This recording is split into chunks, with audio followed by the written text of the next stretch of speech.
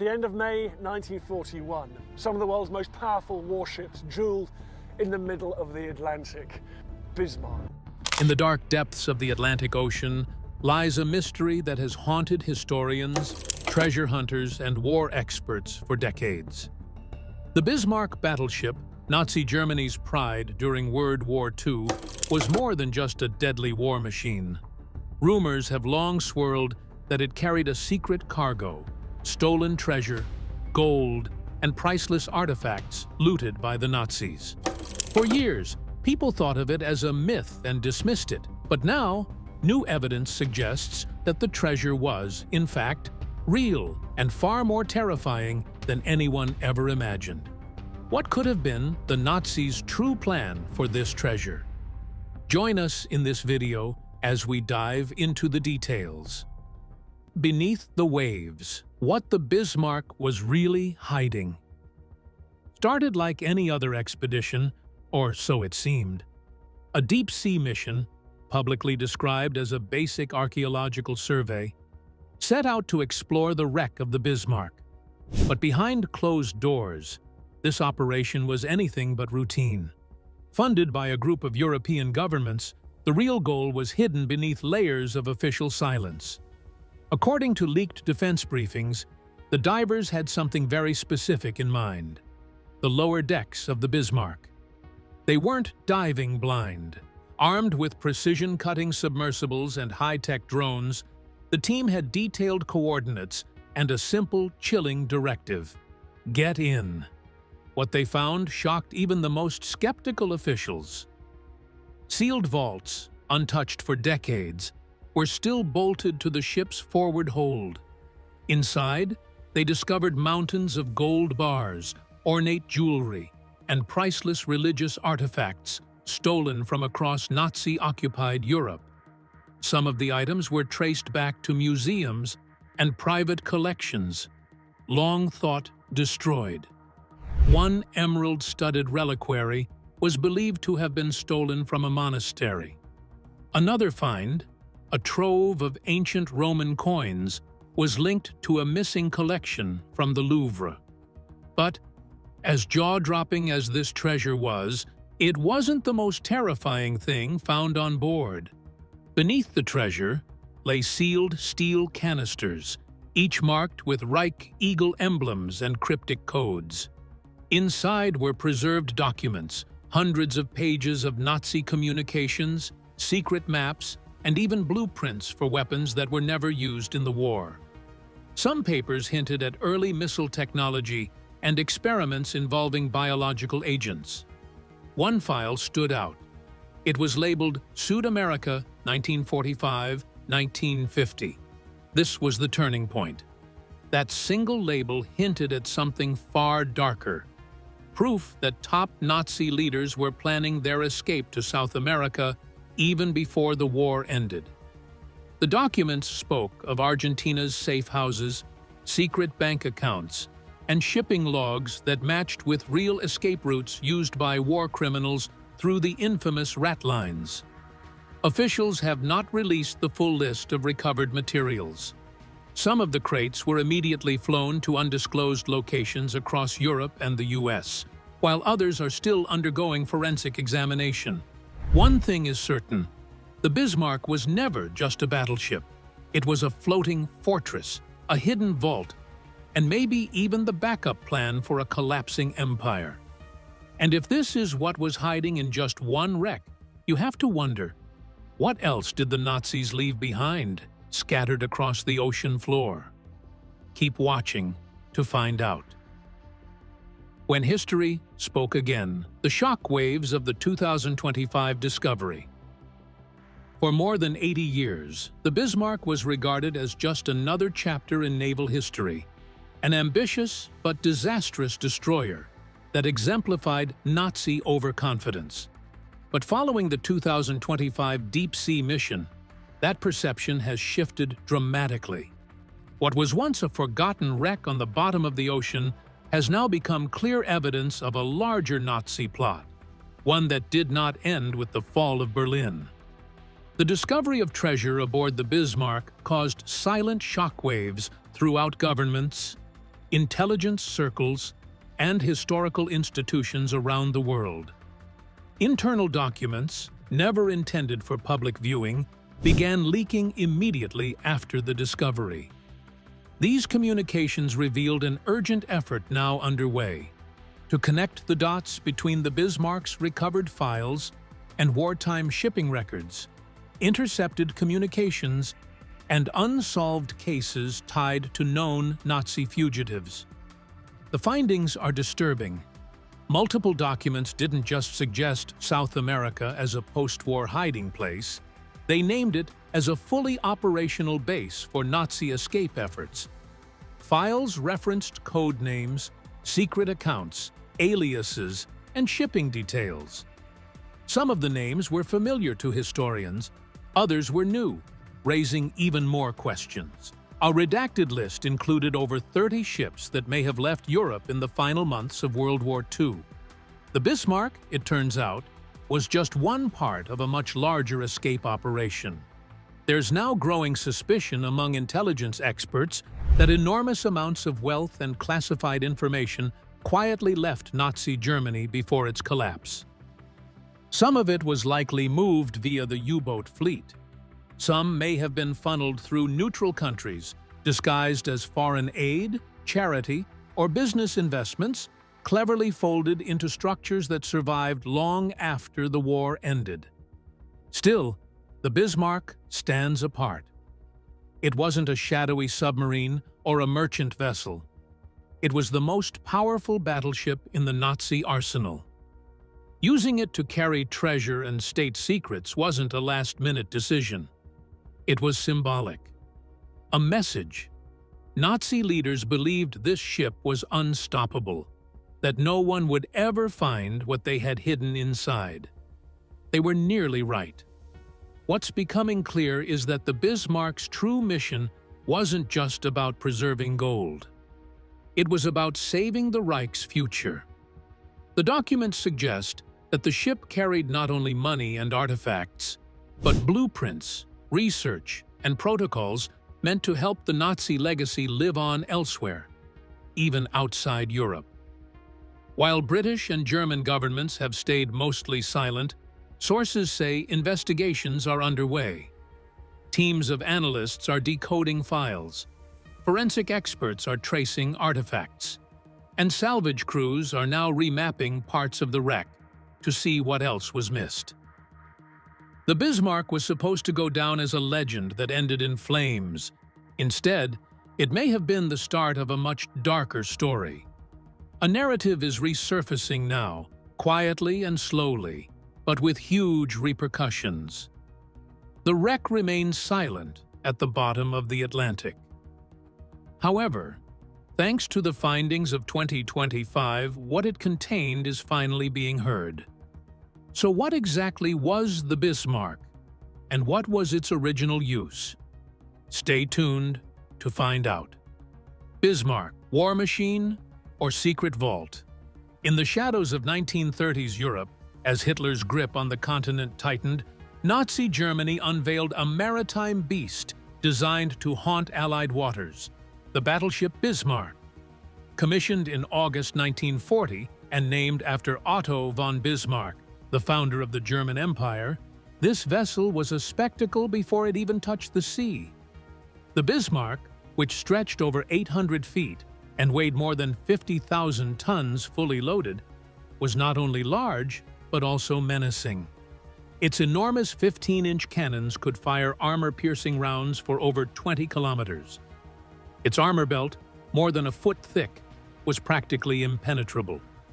Despite its size, it had a top speed of 30 knots, making it one of the fastest battleships in its class.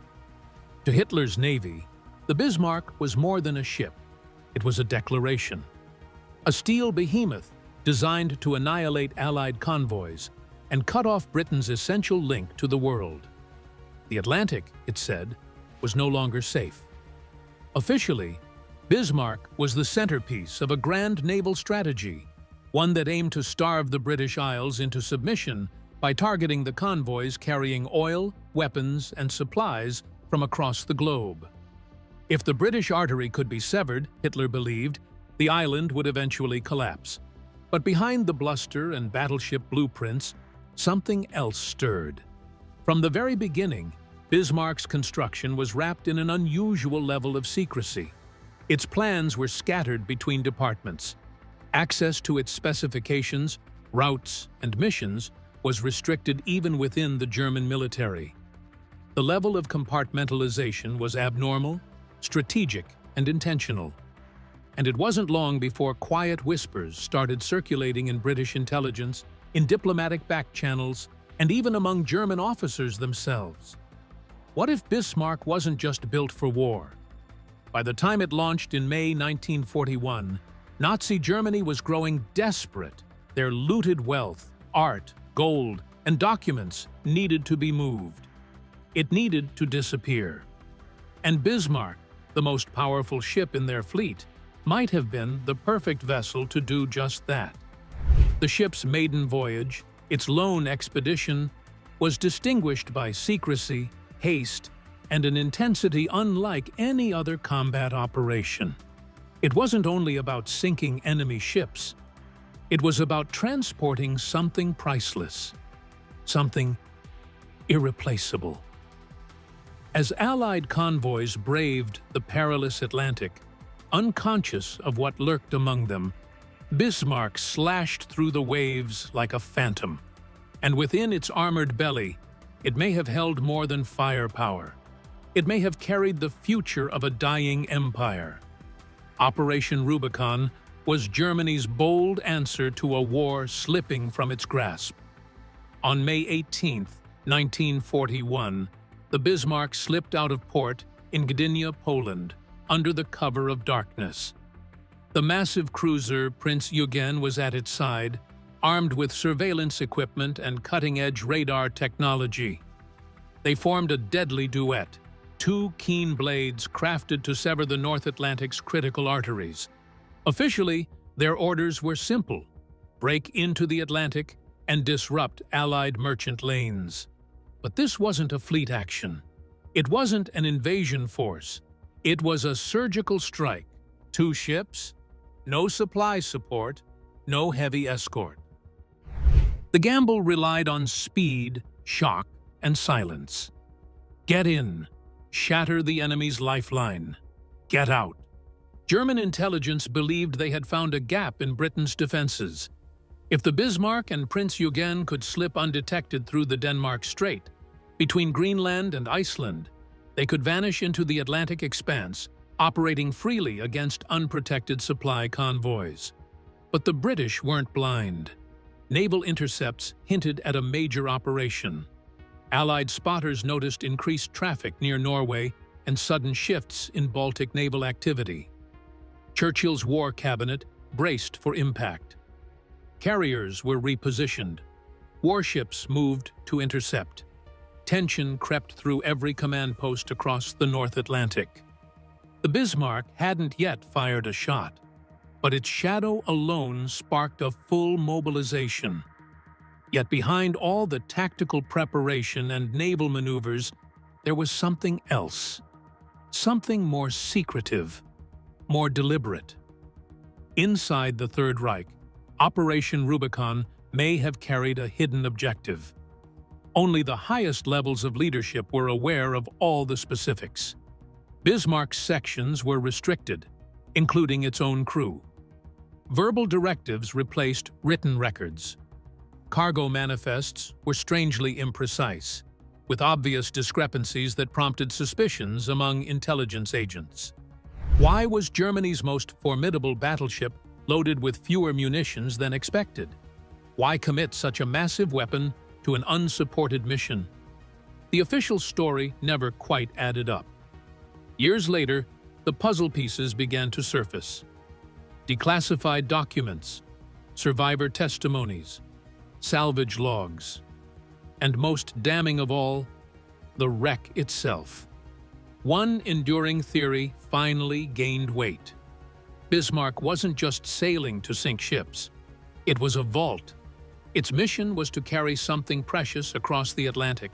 Wealth, intelligence, or both. Resources meant to survive the war, even if the Reich didn't.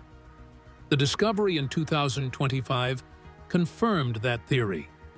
And what the Bismarck truly carried was more terrifying than treasure. It was a blueprint for survival, a post-war escape plan, coded in documents and sealed in steel. A mission not just to destroy the enemy, but to outlive defeat. But what happens when the predator suddenly becomes the prey? Let's find out. The hunter becomes the hunted.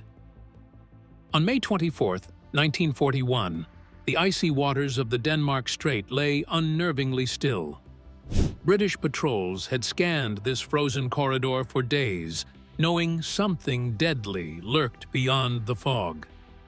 At 05:37, HMS Suffolk's radar pulsed with life. Two massive blips emerged from the mist. Bismarck and Prince Eugen. The game of shadows had ended. The hunt was over. The enemy had been found. Immediately, the Royal Navy responded. HMS Hood, the pride of Britain's fleet, and the newly commissioned HMS Prince of Wales received their orders: intercept and engage. There was no time for hesitation and no turning back. Hood was a battle cruiser with a storied past, swift and menacing, but aging. Her design sacrificed armor for speed, a vulnerability the crew knew too well. In contrast, Bismarck was a war machine built for total destruction, sleek, modern, and deadly. At 05:52, the silence was shattered. From 15 miles apart, both sides opened fire. The British targeted the lead vessel, mistaking Prince Eugen for Bismarck. That miscalculation would prove fatal. The Germans responded with calculated violence. Shells tore through the air. The sea erupted around the British ships as explosions missed by inches. On Prince of Wales, trouble began almost immediately. Her main turrets jammed, limiting her firepower by half. She was barely out of trials, ill-prepared for the storm she'd sailed into. Then, at precisely 600, catastrophe. A shell from Bismarck struck Hood, plunging through her weak deck armor and slamming into the aft magazine. The explosion was apocalyptic. Ammunition ignited. Steel twisted. Fire engulfed the sky. In less than 3 minutes, the mighty Hood was gone, split in two and swallowed by the sea. Of her crew of 1,418, only 3 survived. The hunter had been caught off guard. Now, Bismarck, flushed with triumph, would make a fateful choice: escape or fight again. Debris rained across the cold Atlantic as Hood vanished beneath the waves. Of her 1,119 crew, only 3 were pulled from the wreckage, shell-shocked, oil-soaked survivors of an unthinkable blow. In under 9 minutes, Britain's pride had been destroyed. Aboard Bismarck, the atmosphere remained cold and calculated. No cheering, no celebration, just the grim efficiency of a crew trained for domination. Blood had been drawn. A legendary opponent had been shattered. But there was no time to revel in it. The battle wasn't over. Prince of Wales, battered and underprepared, refused to retreat. Malfunctioning guns and mechanical failures plagued her, yet she fought on. And in that defiance, she landed a critical strike. A shell tore into Bismarck's forward compartments, rupturing a fuel tank and flooding the bow. The wound was deep, not fatal, but enough to cripple her range and slow her escape. Inside Bismarck, a rift formed. 2 men stood at the helm of her fate. Admiral Gunther Lütjens, a rigid Nazi loyalist, viewed the mission through a political lens. Orders were orders: break into the Atlantic and wreak havoc on Allied shipping, no matter the risk. Captain Ernst Lindemann, however, saw reality. The ship was damaged. Her forward radar was blinded. Her top speed has been reduced. She was bleeding oil. And worst of all, she was now prey. After tense deliberation, the course was set. Bismarck would break off from Prince Eugen, leaving the cruiser to carry out the commerce-raiding objective alone. Bismarck herself would turn south, limping toward the safety of the dry docks in Saint-Nazaire, France. That choice sealed her fate. Now alone, wounded and leaking, Bismarck had become the hunted, trailing oil slicks across enemy waters with the entire British fleet in pursuit. Back in London, word of Hood's destruction sent shockwaves through the Admiralty. Prime Minister Winston Churchill was livid. The loss wasn't just strategic, it was deeply symbolic. The Royal Navy's most beloved ship, reduced to memories and wreckage. A reckoning was coming, and the Royal Navy was prepared to pay any price for revenge. The enemy had drawn blood in full daylight. There would be no pause, no mercy. Churchill's response was swift and uncompromising. He issued one of the most urgent wartime orders of his premiership: sink the Bismarck. But aboard the Bismarck, something strange was happening, something that's haunted naval historians ever since. On the surface, the decision to make for France made sense. The ship was damaged. Repairs were essential. But the route back was perilous. British warships were already repositioning to intercept. Submarines and aircraft stalked the North Atlantic. Taking the shortest path to Saint-Nazaire meant cutting through waters crawling with enemy forces. Odd details began to emerge. Reports from German naval records noted that Bismarck had carried less fuel than expected for such a major operation. Odd, considering the mission was meant to last weeks. Even more curious was the ammunition load. Partially stocked, not at full battle readiness. Then came the most disturbing clue. Post-war investigations revealed that certain lower-deck compartments, particularly in the forward sections, had been sealed off during the mission. Not just secured, sealed, and not even senior officers were granted access. Secrecy on a warship isn't unusual, but this was different. Even within the Kriegsmarine, whispers circulated. Combined with the sudden split from Prince Eugen and the desperate rush to occupied France, one chilling question surfaced. Was Bismarck carrying something it couldn't allow the Allies to find? Because this detour wasn't just about patching hulls or refueling. It was about preservation. It was about control. Bismarck had to escape. She had to reach the coast. But the Royal Navy had no intention of letting her. Destroyers, cruisers, aircraft carriers, every available unit was mobilizing. They didn't yet know what secrets Bismarck held, but they knew one thing: she had to be stopped. And so, the chase intensified, not just to avenge Hood, but to prevent something far more dangerous from reaching the shores of Nazi-occupied Europe. Something unspoken, something urgent, something buried deep within Bismarck's steel belly. From predator to prey, how long could Bismarck outrun fate? Keep watching to find out. The Noose Titans, over 50 British warships, were mobilized. Cruisers, battleships, destroyers, and even aircraft carriers surged into the North Atlantic. The Royal Air Force joined the hunt. Patrol planes scanned the skies. Submarines lurked beneath the waves.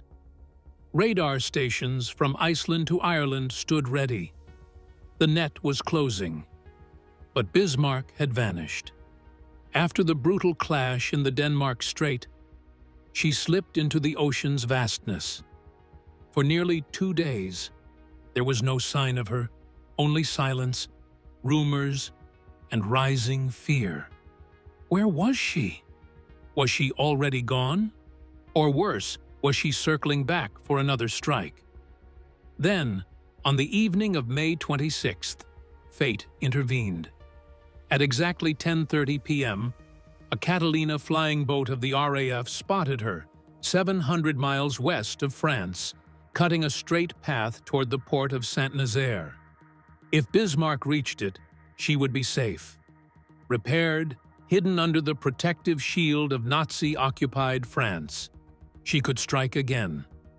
Time was running out. From the deck of the British carrier Ark Royal, a wave of aging ferry Swordfish torpedo bombers took off. Outdated biplanes from another era, slow, fragile, and exposed. But they had one crucial advantage. They flew low and slow enough to throw off Bismarck's powerful anti-aircraft defenses. The weather was worsening, visibility was poor, the light was fading. Still, the Swordfish pressed on. As they approached, Bismarck opened fire. The night sky exploded in flak and thunder. Shells screamed past as the bombers dipped, weaved, and closed in. Then, through the chaos, one torpedo found its mark.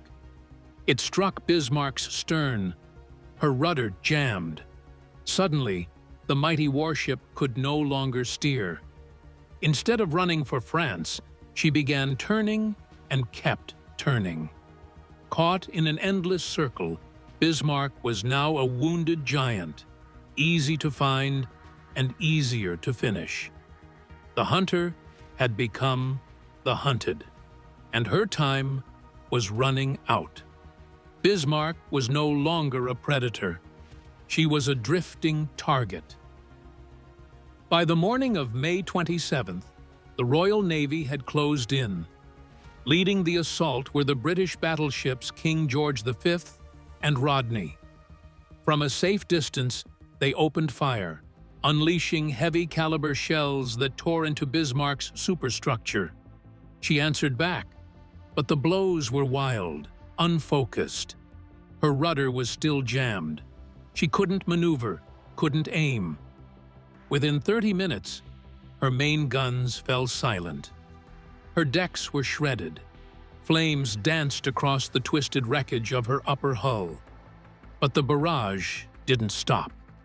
For over an hour, the British pounded her. Then came the destroyers, moving in close, launching torpedoes at her flanks. Some struck below the waterline, splitting her steel hull open and letting the sea pour in. At 10:40 a.m., the order was given aboard Bismarck, scuttle the ship. Explosives were set off from within. Flood valves were opened. Water surged into every corridor. Just 1 minute later, at 10:41 a.m., the once mighty battleship rolled to her side and slipped beneath the Atlantic waves. She was gone. Of the more than 2,200 men aboard, only 114 were pulled from the freezing water. The rest vanished with her, claimed by the cold and silence of the deep. The Royal Navy had its revenge. The most feared warship in Hitler's navy was destroyed. The Atlantic was once again under Allied control. The surface threat from the Kriegsmarine was broken. But this was never just about tactics. It was about pride, about fury, about sending a message. And that message was delivered, loud, clear, and final. The Allies closed in with urgency, but what made Bismarck so deadly? Let's find out. Why the Bismarck was one of the most feared battleships ever. While German U-boats grabbed the headlines for their stealth and destruction, the Bismarck was a different kind of threat. Loud, visible, and utterly terrifying. As one of the largest battleships ever built by a European power, it was a floating fortress armed with 8 massive 15-inch guns, heavy armor, and state-of-the-art radar technology for its time. From the moment it was launched, Allied forces saw the Bismarck as a major danger to supply routes and naval control in the Atlantic. Its mere presence could disrupt shipping lanes and tilt the balance of sea power. And with a bold swastika painted across its deck, the message was clear. the Bismarck wasn't just a ship. It was a symbol of Nazi strength. The threat was so real, it even inspired American country star Johnny Horton to release the hit song Sink the Bismarck in 1960. But long before the music, the mission was clear. This beast had to be stopped. Its reign ended in flames. But what other truth was omitted about the Bismarck's wreck? Stay tuned to find out. Steel, Fire, and Silence, the untold story of Bismarck's wreck. The wreck of Bismarck was discovered on 8 June 1989 by Robert Ballard, the oceanographer responsible for finding RMS Titanic. Bismarck was found to be resting on her keel at a depth of approximately 4,791 meters, 15,119 feet, about 650 kilometers, 400 miles, west of Brest. The ship had struck an extinct underwater volcano, rising roughly 1,000 meters, 3,300 feet, above the abyssal plain. The impact triggered a massive underwater landslide, nearly 2 kilometers long, dragging the wreck down the slope until it finally came to rest, crumpled but upright, 2/3 of the way down. Ballard kept the exact coordinates of the wreck a secret. He feared looters, those eager to retrieve wartime relics, would descend on the site. To him, the Bismarck was more than steel and firepower. It was a tomb. The survey uncovered startling details. No underwater penetrations were found in the ship's heavily armored citadel, suggesting that British torpedoes and shells had not broken through below the waterline. 8 holes were found in total, 1 on the starboard side, 7 on the port, all above the waterline. One hole, oddly positioned on the deck near the starboard bow, bore marks consistent with a shell hitting from the Bismarck's own port side. The impact had swallowed the anchor chain into the hull. 6 of the remaining holes were concentrated amidships. 3 shell fragments punched through the upper splinter belt, while another struck the main armor belt itself. Further aft, a gaping wound lay parallel to the aircraft catapult on the deck. Curiously, this damage showed no evidence of side penetration, suggesting the shell had torn through only the deck, not the vertical armor. Naval historians William Garsky and Robert Doolin emphasized that the close-range firefight made these outcomes more likely. The British battleships, firing at short distances in heavy seas, had difficulty striking the narrow band of visible belt armor. Waves concealed the lower hull, deflecting or absorbing shells that might otherwise have broken through.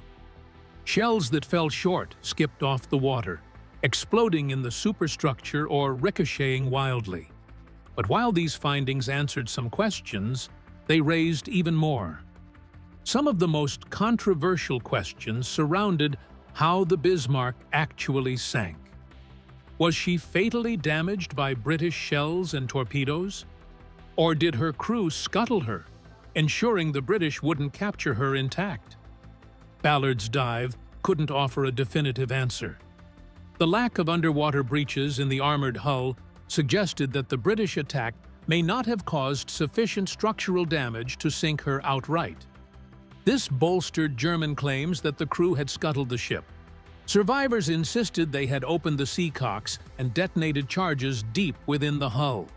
But others argue that Bismarck was already mortally wounded. Her rudder was jammed, her superstructure was obliterated, fires raged, her crew was overwhelmed. The onslaught from King George V, Rodney, and destroyers had ravaged her from bow to stern. Whether she was scuttled or simply finished off is a debate that still divides historians. What isn't debated is the sheer symbolism of her wreck. Entombed at the bottom of the Atlantic, Bismarck became more than a sunken ship. She was a frozen echo of ambition, arrogance, and the brutal chess match that was the Battle of the Atlantic. And for all her armor, firepower, and size, she was brought down by relentless pursuit, luck, and a fragile, overlooked weakness: maneuverability. In June 2001, Bismarck's watery grave was visited once more, this time by deep ocean expeditions in collaboration with the Woods Hole Oceanographic Institution. Equipped with Russian-made mini-submarines, the team ventured into the silent depths where the battleship lay entombed. William N. Lang, a specialist from Woods Hole, was struck by what they found, or rather, what they didn't. "You see a large number of shell holes in the superstructure and deck," he noted, "but not that many along the side, and none below the waterline." Their examination confirmed an unsettling truth. Bismarck's main armored belt remained untouched by enemy fire, both above and below the waterline. The long gashes noted along the hull appeared to be the violent aftermath of her final descent. Brutal scars from colliding with the seafloor. Only a month later, an Anglo-American expedition, bankrolled by a British television network, set out to shed more light on Bismarck's demise. Using the extinct underwater volcano as a marker, they deployed remote-operated vehicles to record new footage of the wreck. Their findings seemed to reignite debate. Expedition leader David Mearns observed what he described as significant gashes in the hull, speculating that while the ship's fatal descent may have widened them, they were most likely initiated by torpedo hits during the final engagement. Now you know that the treasures on the Bismarck battleship were real. Why do you think the Nazis, tried to hide all these? Let us know in the comments section below. Thank you for watching this video. We hope you found it interesting. Don't forget to like and subscribe. Click the next video shown on your screen to catch up on your favorite celebrity stories. See you there.